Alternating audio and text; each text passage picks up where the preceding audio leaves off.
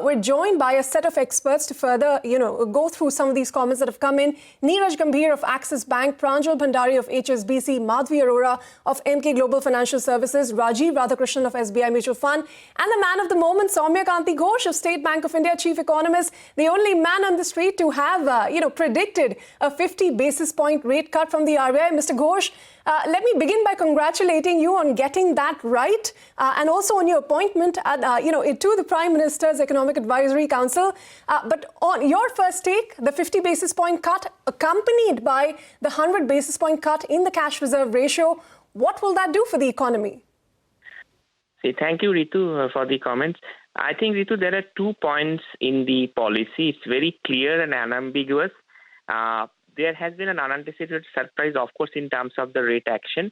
But on the rate action, I think it has been front-loaded clearly to aid an investment revival and to lower the cost of borrowings.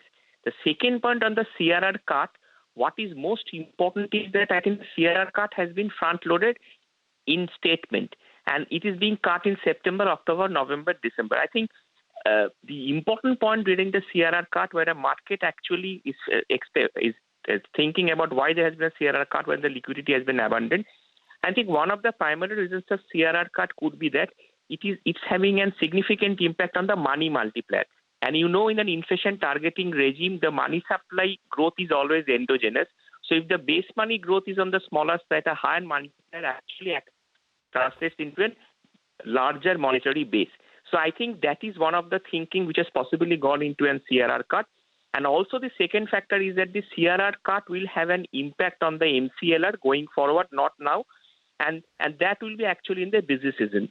So overall, while the front-loaded rate cut would now actually cajole the investors in terms of taking up activities they were thinking of not doing it because of the uncertainty, the action on the liquidity front and the CRR will actually make it happen in the second half when there is the busy season credit policy. So I think this is the overall line of thinking in the RBI, if I am correct, Anna.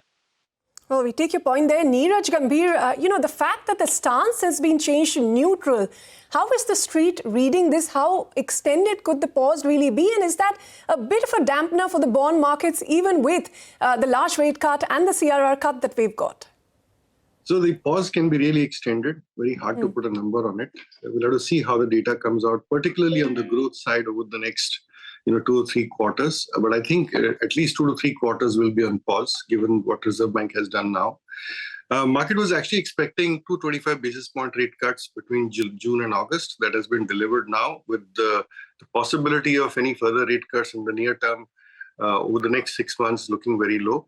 Obviously, the longer end of the bond curve has not, taken very positively to it. We are seeing yields go up. Initially, they came down, then they have gone up by roughly 4-5 basis points. But I think that's just an immediate reaction. On the contrary, we are also seeing a fairly significant reprice or yields moving down in the shorter end of the curve, both in government bonds as well as in CPs, CDs, and corporate bonds. Corporate bond yields are actually down by roughly anywhere between 10, 15 to 20 basis points across the curve.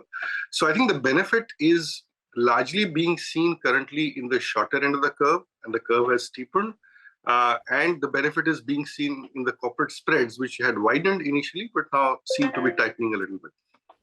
All right. And Pranjul, your key takeaways and what is now your expectations in terms of this pause and what the terminal repo rate could be? Yeah. Thank you. A couple of points. One is, I think this was a very clear case of front-loading, as Soumya Ghosh pointed out, steps that the RBI wanted to do, but didn't want to stagger it over a few months, rather want to do it all at once early on. So it's front-loading. Number two, it wanted to give a package. I think, it wants to give liquidity. It wants to lower the cost of funding, but in a way that NIMs are supported. And I think that's where even the CRR made an entry. The third point I would make is that I think we have to now think about what role the RBI wants to play in the state of the economy. And I think there's been a big change here.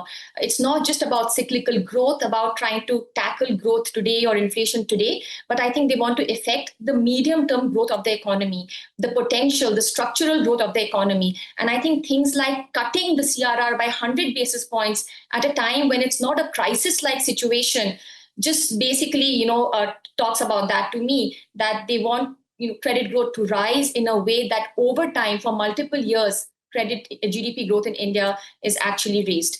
In terms of where we go from here, look, my sense is a lot has been done so far. We were thinking terminal rates will be 5.25, but we were not expecting the CRR cut. So now that the CRR cut has come as well, our sense is that, maybe this is good where they are for now. I don't think there's much space to cut rates at this point of time.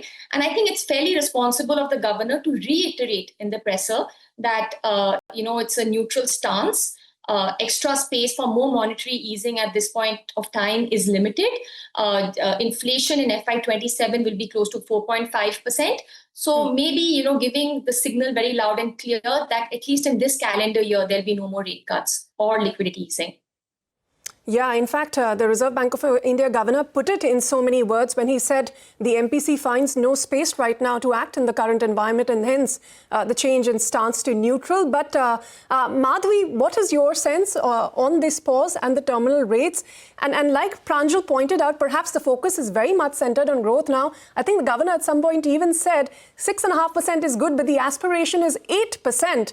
And therefore this, cut in CRR at a time when liquidity is in surplus. Hi, Ritu. So I think the front loading of rate cuts, I think is a very smart move by the policymakers when they're very certain as to where the macro dynamics are headed, at least in the near term. We may see inflation even going below 3% in the coming months or so. So they're front loaded at a time when there's a global calm. They wouldn't want to really take action at a time when maybe there could be a global chaos, probably 3 or 4 months down the line, where there could be more noise with regard to trade dynamics not really finding a new equilibrium.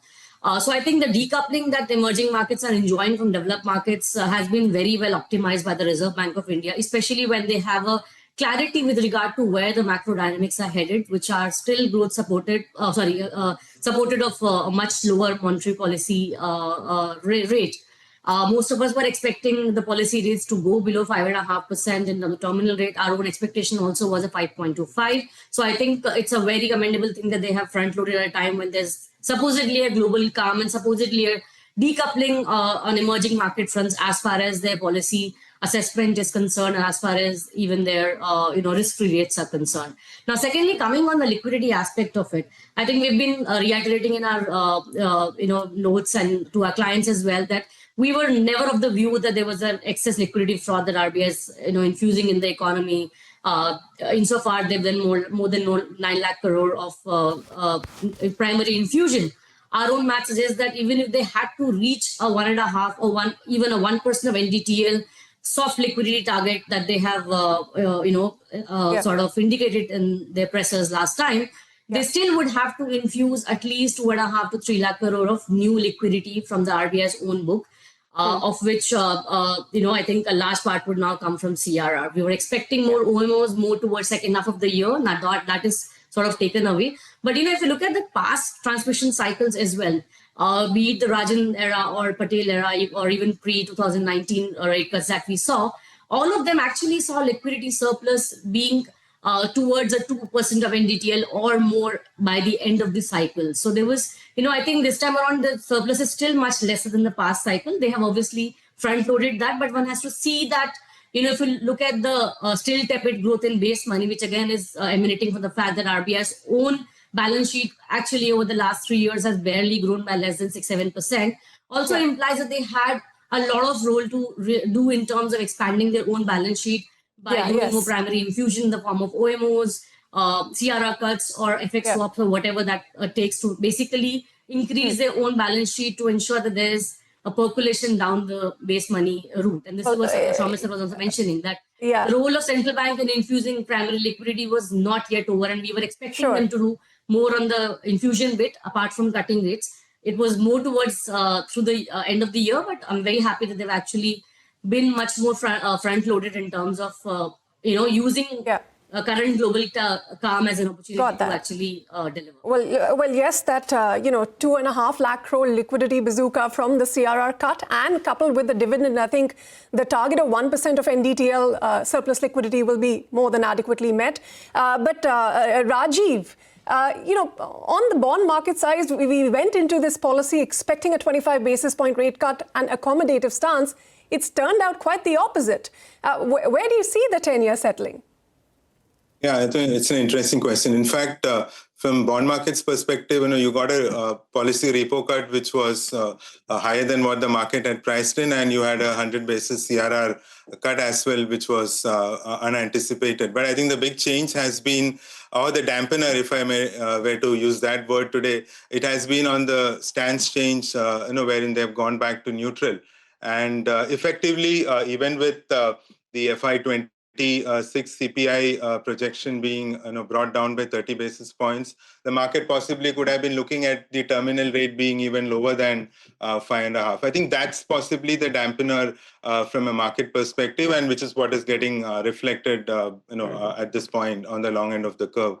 But in terms of where you expect the 10-year to eventually settle, I think what needs to, even with a 50 basis rate action, and given that the liquidity surplus is likely to sustain and will be aided by the additional, the CRR reductions that will percolate down to the system.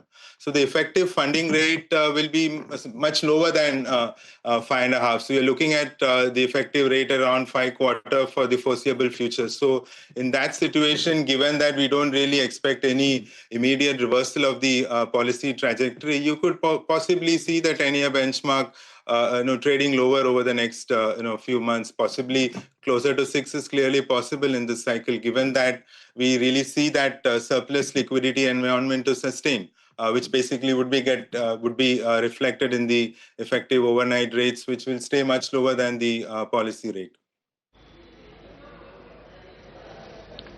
Okay, well, I'm back from the press conference, so if I can squeeze in a couple of questions. Neeraj, do you agree with Rajiv's interpretation? I directly asked the governor, do you want to keep the call rate at the repo rate? He said, we have not made up our mind. So I don't know what you took away from that. Do you expect the call rate to remain at 5.25? And again, the same question that Ritu asked Rajeev. Is there still a bond rally left, or is it over? So there are two parts to this. One is the intent and second is the mechanics. Let me first answer the mechanics. As long as the system is in surplus and Reserve Bank is not taking out that surplus through, VRRs at the policy rate, you will see call market rates and overnight rates settle towards the STF rate, because that's the only place where banks can park the liquidity. So for Reserve Bank to bring the overnight rate from 5.25 to 5.5, they will have to actively intervene through the VRRs in the system at the policy rate or near the policy rate. So I think that's the decision that they need to take. My guess is that they might not take the decision early on as yet. They might allow this situation to persist so that there is faster transmission. That's what they seem to be wanting. And if the overnight rates stay close to 5.25, then the transmission obviously will be far faster.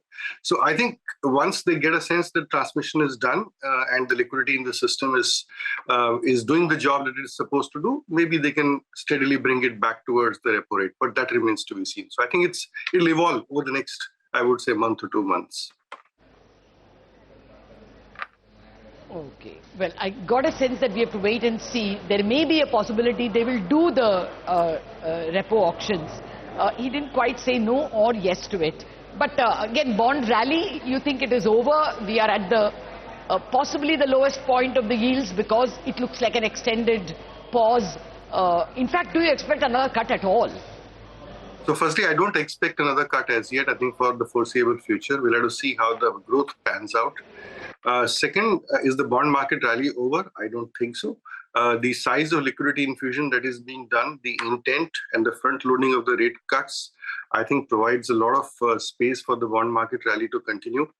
It may not be seen in the 10-year benchmark because all of us tend to focus a lot more on 10-year benchmark. But I think you will see, as I mentioned earlier, that there is steepening of the yield curve that has happened, which means that the front end of the curve has performed a lot better. We are already seeing CP/CD yields come down quite dramatically, and they could potentially come down some bit more. And the corporate bond spreads can actually tighten up from here as well, because they had widened as the government bond yields are actually coming down.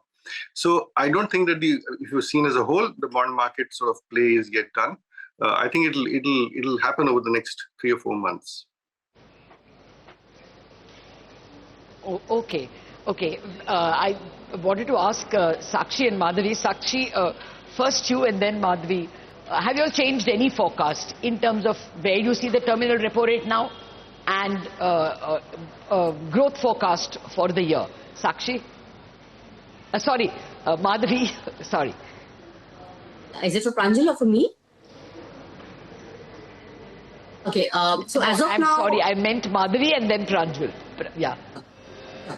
Latha, as of now, I think given the fact that they have front-loaded their rate cut and they've given a sense that they would wait and watch, near term, the data is going to be supportive for, a comfortable policy. I don't think near term we are looking at any policy action from the RBI. I think it will also be a function of how the global dynamics play out, because that will be, again, a very important factor in their own reaction function as we go ahead. Near term, I think we will also wait and watch. Our terminal rate otherwise was at 5.25. I think as of now, I'll still wait and watch, because I think they have delivered a lot in the immediate run. And I also believe they would want to wait and watch and see how the transmission really plays out for them. Anyway, the big liquidity bump up is going to come from the Reserve Bank only from September. But before that also, because of the RBI dividend, we'll have ample liquidity in the system. So through the year, we are very comfortable on liquidity, maybe some drying of liquidity towards the end of the year.